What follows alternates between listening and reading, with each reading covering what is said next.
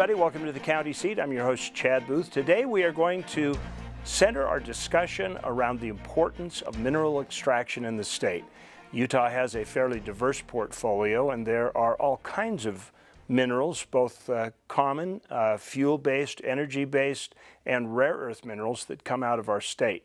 And we're going to take a look at the impact that has on Utah's rural communities and the importance that it makes to our portfolio overall. We're going to start with a little background, so right now we're going to take off to Derek Dowsett.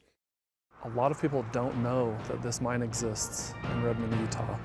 So every time we do post something about the mine, the reactions are incredible. There are a few different methods to extracting salt from the earth.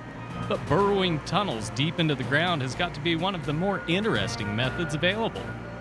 300 feet below the surface is a surreal world of black, which is intermittently cut through by the lights of heavy machinery passing by.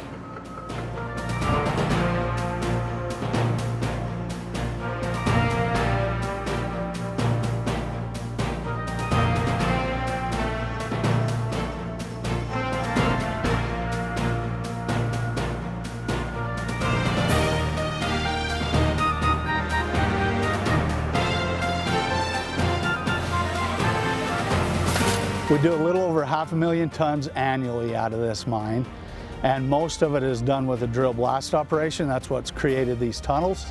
The method for mining our table salt or real salt is a machine. We have a track excavator with a road header attachment on it, and we're using the excavator to move this attachment around on the wall, and we're just grinding it off and then crushing it to the granular size and packaging it. You can kind of picture a mountain of salt underneath the earth, and we've kind of scratched on the surface or the peak of the salt deposit, the very top of it, but there's a lot more left. Yeah, this is a sizable salt deposit, and we have, best estimate would be 200-300 years of mining left here. One might assume that salt isn't that unique of a resource to our salty state. But the geology at this site has created access to the remnants of the Sundance Sea, an ancient sea from the Jurassic period that dried up millions of years ago. Geologists tell us it came in and receded and came in and receded many times over centuries, and it ended up depositing this perfect mineral sea salt. There's very, very few other areas in the world that have access to a mineral deposit like that is found here at the Redmond Minerals Deposit. The deposit runs 5,000 feet deep, and in this particular area it's been forced geologically into a diapier toward the surface where we can get access to it. Aside from the prehistoric history of the deposit, there is also the more recent history of the mine itself. There were 2 active salt mines in the area prior to 1958. My family owned the ground between them and wasn't planning on doing anything with the salt resource that was here at that time, but it was a drought in 1958 that caused the family to need some extra income, a source of, another source of income because the crops were doing so poorly. It was my granddad, his brother, and my dad that started it in '58. Started as an open pit and remained an open pit until the early '80s. So it was in the early '80s that we started boring these underground tunnels, and now we have, the average size of these tunnels are 30 feet high and 70 feet wide, and we have just over 14 miles of length now in the underground operation. You are likely familiar with Redmond products such as real salt, but there are a number of products that come out of this mine that you might not be aware of. It is far-reaching. It reaches into agriculture, into the hunting world, from cosmetics all the way to industrial drilling fluids or in highway de-icing. Wow, you go into literally a hole in the ground, you scrape the walls, and then you package it. And it's a pure, natural, wonderful, healthy product. For the County Seat, I'm Derek Dowsett. Thanks, Derek. We will come back with our guests and we will dive into the details of minerals in the state of Utah on the County Seat. My daughter and I had just finished a run at this place called Eagle Point. It's this really cool but kind of challenging ski resort that has a real family feel to it. She was so excited because she beat me down the run. Deja vu. I saw myself as a kid out skiing my mom. It was a big moment for me. And all of a sudden it hit me. I was making the same memories for her. Beaver County, Utah. Make it more than a vacation. There's a little place on a Utah map where I was raised, where my heart's at, where the sagebrush grows wild and high, and the stars come out at night. Oh, there ain't nothing like being raised in the basin with a Ute reservation, skiing starvation, that Duchesne County life. The Utah Farm Bureau began as a collection of farmers supporting each other to raise the food we enjoy. Today, Farm Bureau membership encompasses everyone, whether ranchers, growers, or just everyday folks like you and me. Members enjoy discounts on items like vehicles and ATVs, or insurance that's very affordable. You don't have to be a farmer to join, and dues are small, but together we make a big difference in keeping our food supply local and abundant. Join Utah Farm Bureau. 149 million years in the making, dinosaurs once roamed this land. Now they're found at the Dinosaur National Monument. Let's take you beyond the bones. We call it Dinosaur Land. You'll find it offers adventures and sights not seen anywhere else in the world. Come to Dinosaur Land, Vernal, Utah. You'll want to stay forever. The dinosaurs did. Welcome back to the county seat. We're having a conversation today about the importance of Utah's mineral industry in comparison to some of the other industries in the state. Joining us for the conversation, our resident expert, Paul Baker, who is the Minerals Program Manager for the Utah State OGM Office, Oil, Gas, and Mines Office. Thank you for joining us, Paul. Sure.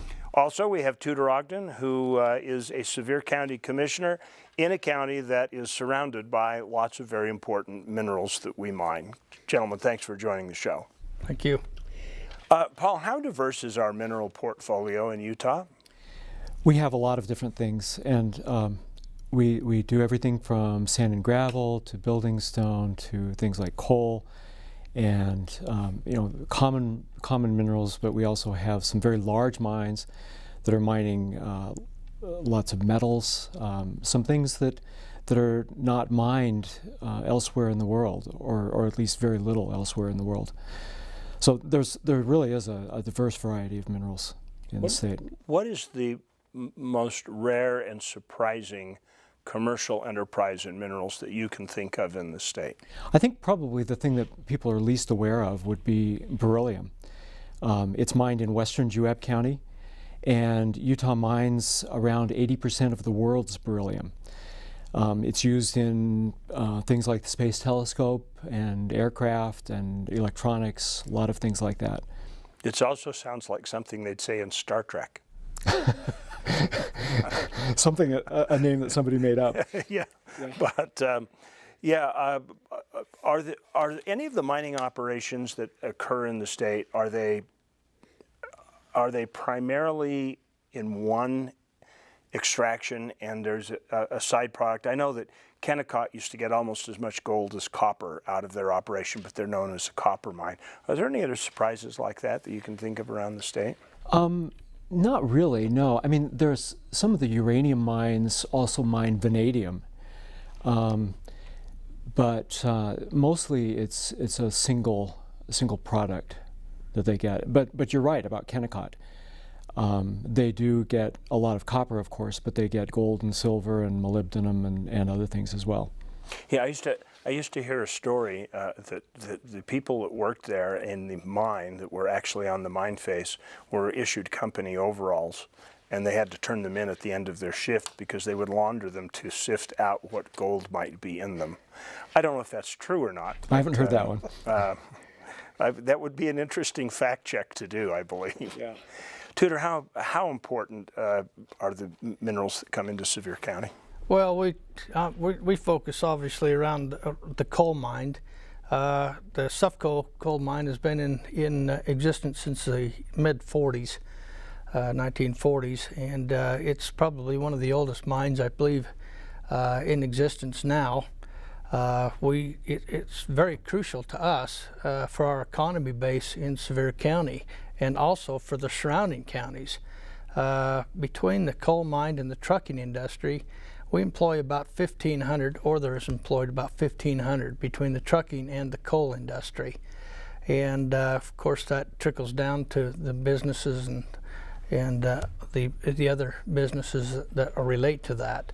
So it's a very, very important part of Sevier County's economy. Now, somebody watching this show on the Wasatch Front would look at that and go, you consider 1,500 jobs a big deal, but I don't think they get the population right.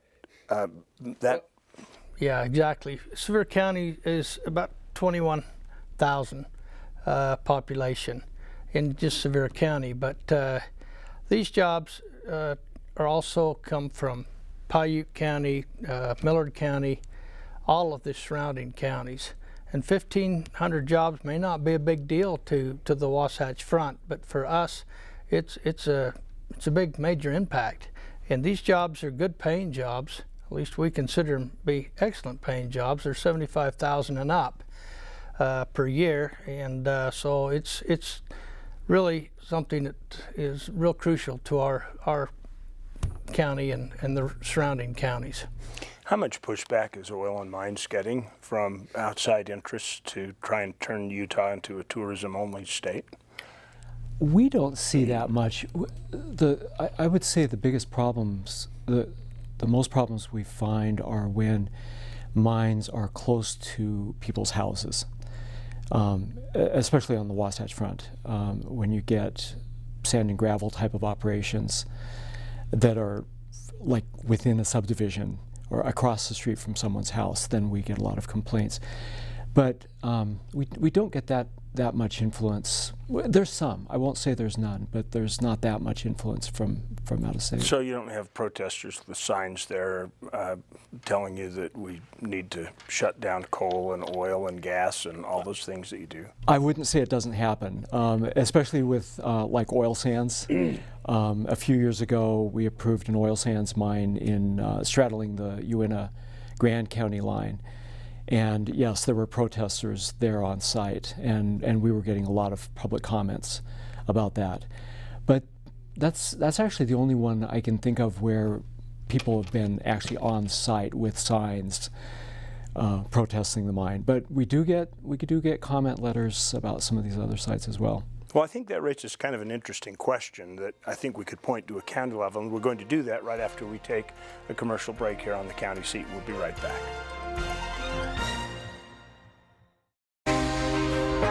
In our world, the sun shines on high adventure, and new experiences are yours for the taking. And everything in you looking to play outside the box. Cedar City, it's time to play.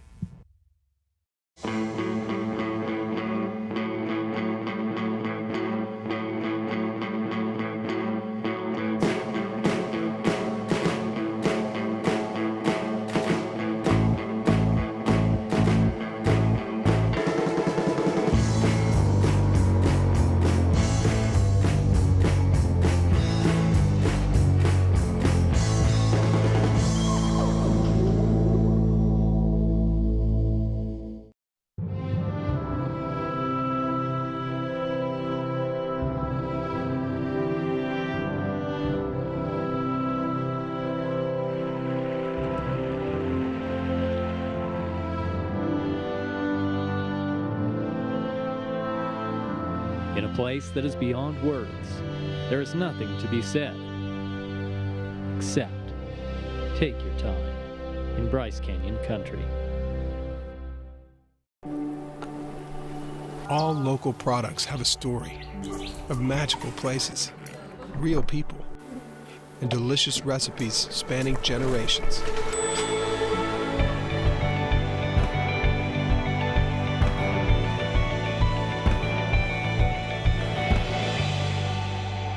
So go ahead and discover flavors you've never tasted and friends you never knew you had. Utah's own. Discover local food. Welcome back to the county seat. We're talking about minerals in the state of Utah, the role they play in our local economies, and we also are going to look at how they play a role in the world economy. I do want to ask you a question. It's kind of from where we left off. There are organizations that are around the state that are in a push to just eliminate all mineral extraction. They are protest every time there's a federal lease, and they think that Utah's best and highest use is as a tourism destination. So my question is, could Sevier County, which has a pretty good recreational base, particularly with the Paiute ATV trail system, could you survive your economy in Sevier with a tourism-only economy, or if you took the mineral portfolio out? Absolutely not. Chad, our tax base, about a third of our taxes come from the coal mine industry.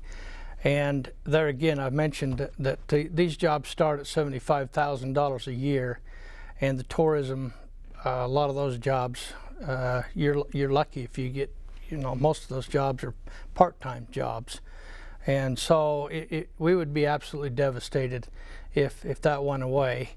I don't think a lot of people realize that between the Suff Coal mine and the Skyline mine, and we produce 56% of the energy in the state of Utah.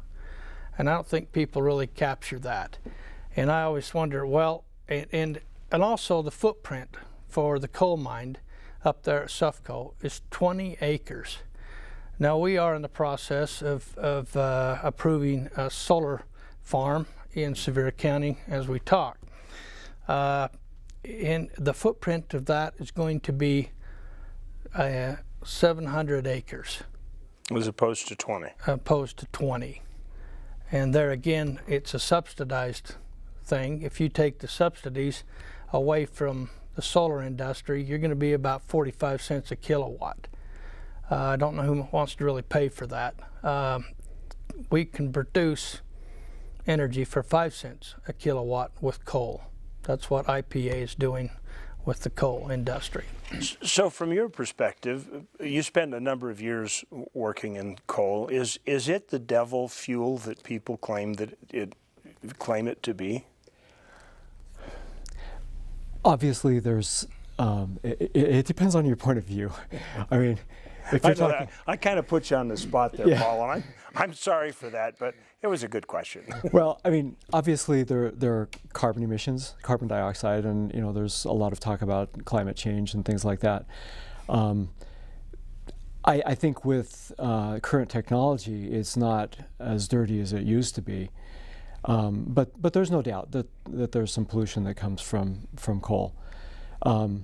But when you look at it, you talk about solar, you talk about wind, anything like that. Even these renewable types of energy, you have to have some sort of mining to get those to work. And so there's a footprint. And even some of those, if I'm not mistaken, when you're looking at the turbines and the control circuitry, there's some rare earth minerals that are indeed rare that have to go into the manufacture of that. Yeah, absolutely. And so, and that is probably a more finite resource than some of the other energy burned. Another comment along that line, if you talk about the turbines, there's a big turbine farm out by Milford, out in that direction. It's kind of interesting, I don't think people understand this, but they have to have power to each one of those turbines. And if the weather changes, that turbine has to be at a certain temperature in order to turn. So it's kind of ironic that we have a coal power plant over there that services those turbines. Now what happens if that goes away? And because they have to have energy out there all the time. And right now, that's the coal power plant that's providing that to those turbines. Yeah, I'm surprised by the statement that the coal mine at Suffco has been in operation since the 40s. Mm-hmm. That's getting nigh on to 75 years. How much coal's out there? Well, we just finished a lease. Finally got a lease on the coal mine, and now they have reserves for another, I would say, 16 to 17 years. Now, that took us 12 years to get that lease, and there is other coal reserves there. They better start working on that lease right now to get that done. But we've got somewhere in the neighborhood of 16 to 17 years of good coal, but that mine will continue to always operate. It may not be quite as producing as robust as it is right now, but there's a lot of coal in there. Great. We're going to take another quick break. We'll come back for a final segment. I've got some questions for Paul on that very subject. We'll be right back on the County Seat. All the traveling that I've done over the world, I'd still rate this locale as being one of the best. This is some of the most scenic country out there. And part of the appeal for Kanab is it's a small town. It's beautiful. People are very friendly. It's just been awe-inspiring.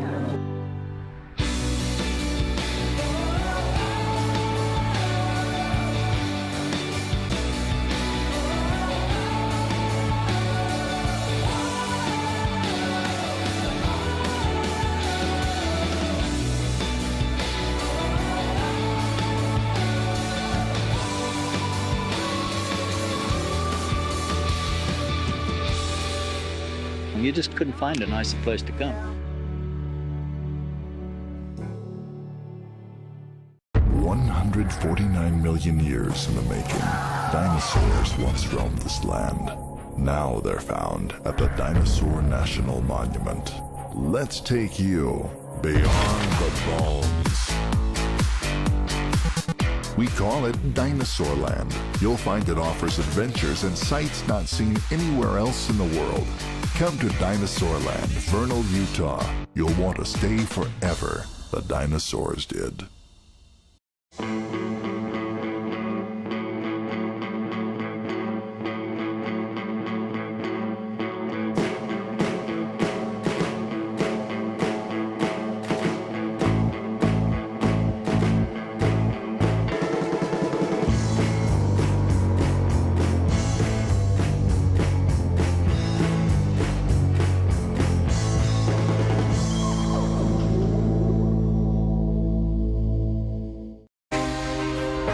In our world, the sun shines on high adventure, and new experiences are yours for the taking. And everything in you looking to play outside the box. Cedar City, it's time to play. Welcome back to the County Seat, talking about mineral extraction here in the state of Utah. Every mining project starts with a permit. And there are a lot of different ways, depending upon what land you're talking about, to approach permitting.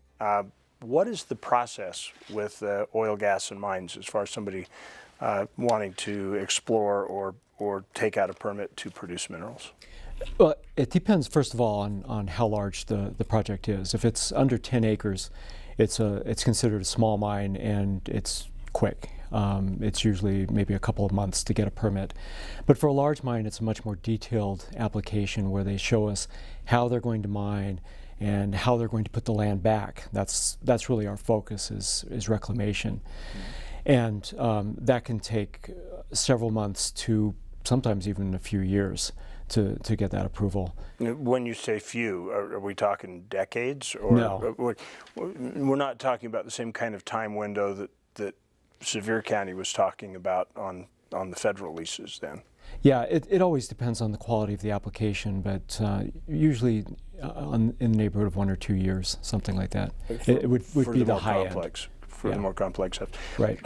There's some people that say that there's no need for the state to have an office when the federal office is operating. Do you guys cross at all as far as permitting? If somebody were to go for a federal lease to produce coal, would they also have to go to your agency in that permitting process? Well, in the case of coal, the state of Utah has primacy, and so the coal group, I'm part of the minerals group, but the coal group has primacy, and they're the ones that are reviewing that. In the minerals program, we do overlap somewhat with the Bureau of Land Management and the Forest Service, but we do have our own roles too, and we cover state lands and private lands as well. Okay, that's always an area that I've just always wondered about, is that how those two groups interface with each other. Yeah, we coordinate very closely with the BLM and Forest Service, and yeah, we cooperate a lot. So, Tudor, in your experience, obviously, and Paul alluded to this earlier, technology has changed as far as coal production goes. I remember when they were running coal with no scrubbers, and I was a teenager here in Salt Lake, and my white collars would be dirty after church on Sunday. They no longer are. It's not because I have better hygiene than back then. It's obviously because of the air quality. What do you think the status of air quality really is? Well, I just know that the scrubbers and the modernization of the power plants now have, of course, they fall up in stricter standards, and I don't think it is like, you know, back in the 40s. And obviously, Paul had mentioned about the carbon dioxide, and that's about the, you know, one of the few things that's coming out of them stacks anymore. Well, carbon dioxide is something that the trees use, so why don't we plant more trees and more greenery? Do you mean hide the power plant? Well, in the forest? no, to absorb the carbon dioxide. That's what they use. You know, we exhale carbon dioxide. The trees need that to grow. So. I'm kind of liking that idea. Plant a forest around all of Utah's power plants. And well, it's kind of ironic that you think about that, but even the natural gas plant down in Mona, they take that carbon dioxide and inject it into the tomato farm. So it's a use, just another kind of part to that equation. Well, it'll be interesting to see how things look going forward. Gentlemen, thank you for your input today on this topic, and thank you for your help and support. And we thank you for tuning in each week on the County Seat. We know that your role is vital in getting the word out, and we ask you to, share this with your friends. If it's a good conversation and you think there's interest in it, get it out there on your social media, and follow us on YouTube and Facebook, and we'll look for you next week on the County Seat.